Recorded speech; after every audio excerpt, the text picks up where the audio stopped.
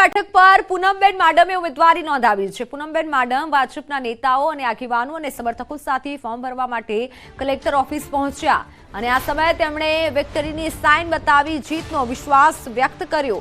ઉમેદવારી નોંધાવતા પૂર્વે ગઈકાલે પૂનમબેન માડમે જામનગર માં એક ભવ્ય રોડ શો કર્યો હતો અને જાહેર સભા યોજી હતી, જેમાં કેન્દ્રીય મંત્રી अनुराग ठाकुर પણ જોડાયા હતા। તો ફોર્મ ભર્યા બાદ પૂનમબેને મોટી લીડથી જીતનો વિશ્વાસ વ્યક્ત કર્યો।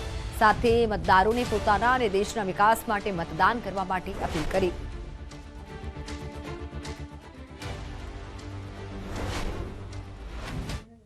ઉજ્જવળ ભવિષ્ય માટે આ રાષ્ટ્ર જેના તમે ભાવિ નાગરિકો છો એના ઉજ્જવળ ભવિષ્ય માટે એક મજબૂત ભારત આખા વિશ્વમાં ઉભરી આવતું હોય, ત્રીજું વિશ્વનું સૌથી મોટું અર્થતંત્ર બનવા જઈ રહ્યું હોય ત્યારે તમારું ભવિષ્ય આ ભારત સાથે, આ દેશ સાથે મજબૂતીથી જોડાયેલું હોય તો તમારા સુરક્ષિત ભવિષ્ય માટે પણ ચોક્કસ વિચારીને મતદાન કરજો।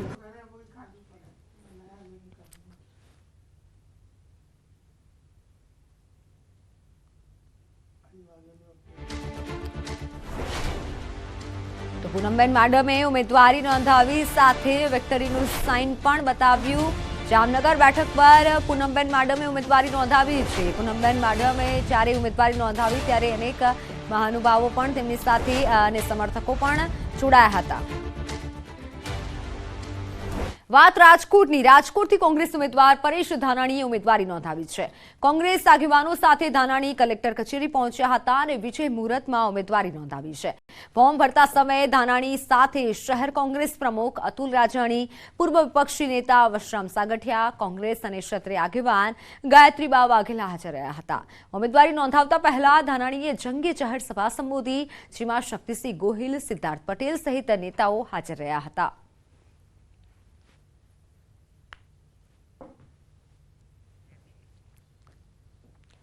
પરેશ ધાનાણીએ કલેક્ટર પ્રભાવ જોશી સમક્ષ નામાંકન પત્ર રજૂ કર્યું, જેમાં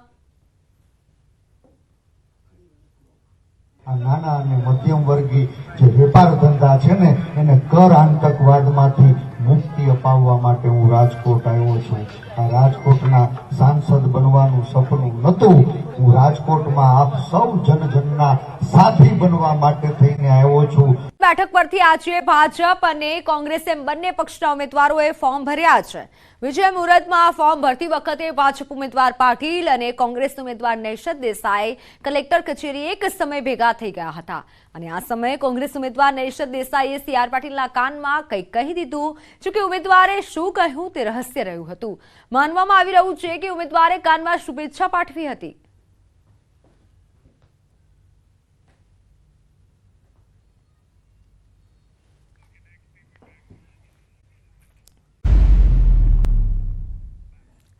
તો ગાંધીનગર બેઠકથી ભાજપ ઉમેદવાર અમિત શાહે વિજય મુહૂર્તમાં જીતના શંખનાદ સાથે ઉમેદવારી પત્ર ભર્યું છે।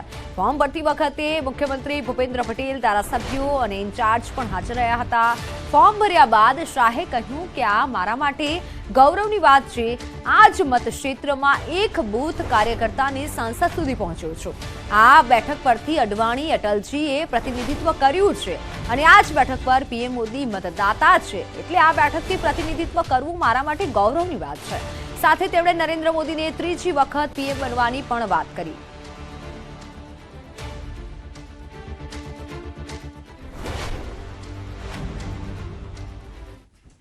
मेरे लिए एक बड़ा गौरव का विषय है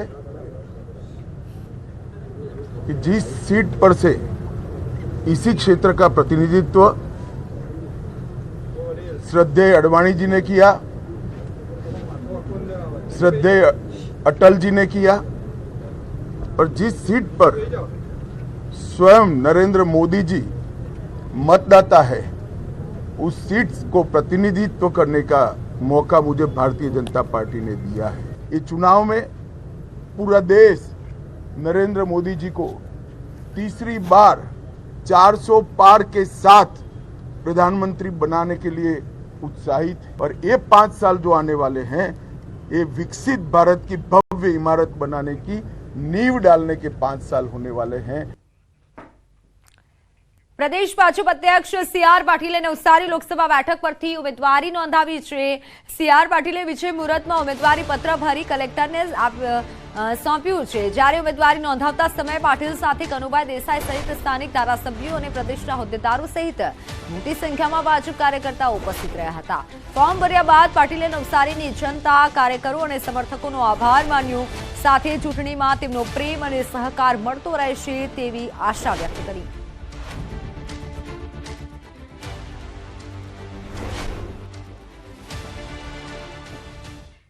ભાઈ બહેનોએ જે રીતે પાર્ટીના માધ્યમથી મને મત આપીને જીતાડ્યો જેના માટે હું સૌ મતદાતા ભાઈ બહેનોનો પણ ખૂબ ખૂબ આભાર માનું છું. ભારતીય જનતા પાર્ટીના સૌ કાર્યકર્તાઓ અને આગેવાનો એમણે પણ જે સખત મહેનત કરીને મતદાતા ભાઈ બહેનો સાથે એમણે જે સંપર્ક જાળવી રાખ્યો છે એના કારણે જે ભારતીય જનતા પાર્ટીને નવસારી બેઠક પર જ્વલંત વિજય પ્રાપ્ત થાય છે. એના માટે પણ હાથ જોડીને કાર્યકર્તાઓને અને આગેવાનોને મતદાતા ભાઈ બહેનો સૌને વંદન કરું છું.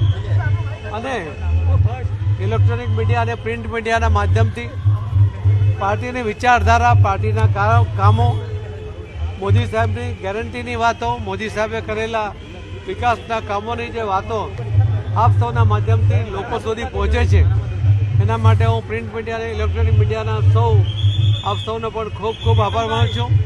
આપ સૌનો આ જ પ્રકારનો પ્રેમ અને સાથ મળતો રહેશે એવી અપેક્ષા પણ કરું છું. ઘટના હરણી લેક ઝોનનો મુદ્દો હવે ફરી એકવાર ચર્ચામાં આવ્યો છે. ચંદ્રકાંત શ્રીવાસ્તવે શીતલ મિસ્ત્રીનો ઉધડો લીધો છે. જાહેરમાં તું મેનો વિડીયો વાયરલ થયો છે. શીતલ મિસ્ત્રીને નિર્દોષોના હત્યારા ગણાવ્યા. બંને વચ્ચેની બોલાચાલીનો વિડીયો વાયરલ થયો છે.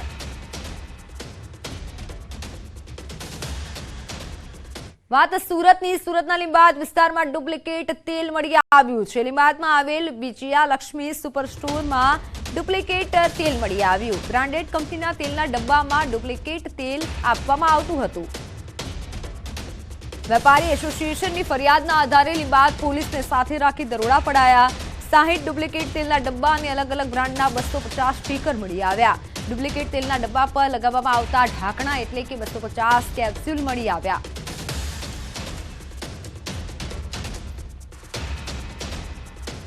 આઠ જેટલા વેપારી ત્યાંથી ડુપ્લિકેટ તેલો અમને મળ્યા છે, જેની અંદર 200 થી 250 જેવા એની ઉપરના સ્ટીકર્સ છે કે 200-250 જેવી કેપ્સ્યુલ્સ એની ઉપર જે ડબ્બા પર લાગતી હોય છે તે મળી.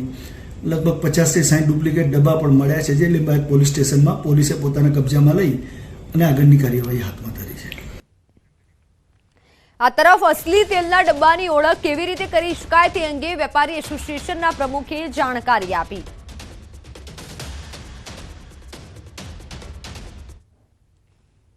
કોઈ પણ સ્ટાન્ડર્ડ બ્રાન્ડની જે ગુજરાતમાં વેચાય છે એની વાત કરું છું, એની અંદર આ રીતે એમ્બોસ પ્રિન્ટ આવે. જે બ્રાન્ડ હોય એ બ્રાન્ડનું એમ્બોસ પ્રિન્ટ આની અંદર હોવું જોઈએ. અહીંયા ગુલાબ હોય તો ગુલાબનું હોય, દરેક કંપનીનું એમ્બોસ પ્રિન્ટ હોવું જોઈએ, આ હોવું જોઈએ. બીજું કે એની ઉપરની જે કેપ્સ્યુલ છે, અહીંયા જરા ફોકસ કરજો, આ કેપ્સ્યુલ છે. જે ડુપ્લિકેટ ડબ્બા હોય, કેપ્સ્યુલ ઓરિજિનલ ન હોય તો આને ઘસવામાં આવે તો આ વચ્ચે જે નામ લખેલું છે, ભલે તે ગુલાબ લખ્યું હોય, ફોર્ચ્યુન લખ્યું હોય, ગમે તે લખ્યું હોય, તો એ નામ નીકળી જાય. ઓરિજિનલ ડબ્બાની અંદર આ નામ નહીં નીકળે. એટલે કે ડબ્બો ડુપ્લિકેટ કરવાવાળા. અને ત્રીજી વસ્તુ, જ્યારે આપ ડબ્બાને જુઓ તો ડબ્બાના ફિનિશિંગ પરથી જ આપણને ખ્યાલ આવી જશે કે આ ડબ્બો રીપેક થયેલો છે, ફ્રેશ છે. ફ્રેશ ડબ્બાનું ફિનિશિંગ આખું અલગ જ આવતું હોય, એની ચમક અલગ જ આવતી હોય. આ ડબ્બાને એકવાર વાપર્યા પછી આપણે વેચીએ અને એને રીફિલ કરવામાં આવે તો એની શાઇનિંગ પણ ઓછી થઈ જતી હોય છે, એનું લાઇટ પણ ઘણી ઓછી થઈ ગઈ હોય છે, અને એની ઉપર ડર્ટ્સ ને એનાથી આપણે ખ્યાલ આવી જ જાય છે કે જેથી કરીને આ ડબ્બો ડુપ્લિકેટ છે. એટલે ખાસ મારા ગ્રાહક મિત્રોને કહેવું કે જ્યારે પણ કોઈ પણ ડબ્બો ખરીદો, કોઈ પણ સ્ટાન્ડર્ડ બ્રાન્ડ હોય, એમના ત્યાં ટીન્સનું મેન્યુફેક્ચરિંગ ઇનહાઉસ હોય. વડોદરામાં દિવાળીપુરા કોર્ટ નજીક યુવકની હત્યા મામલે ખુલાસા થયા છે. યુવકના મિત્રએ જ યુવકની હત્યા કરી હતી.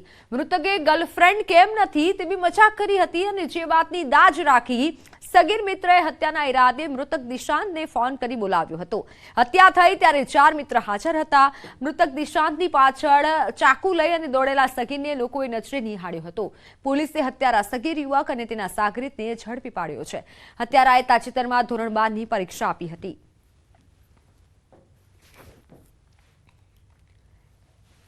આ જે મરણ જનાર તથા મારનાર બંને મિત્રો હોય અને જે મરણ જનાર છે એને 2-3 ગર્લફ્રેન્ડ હોય અને પેલાને જે મારનાર છે એને ગર્લફ્રેન્ડ ન હોય, જેથી તે એને ચીડવતા હતા. એને લાગી આવતા એણે આ કૃત્ય કરેલ છે.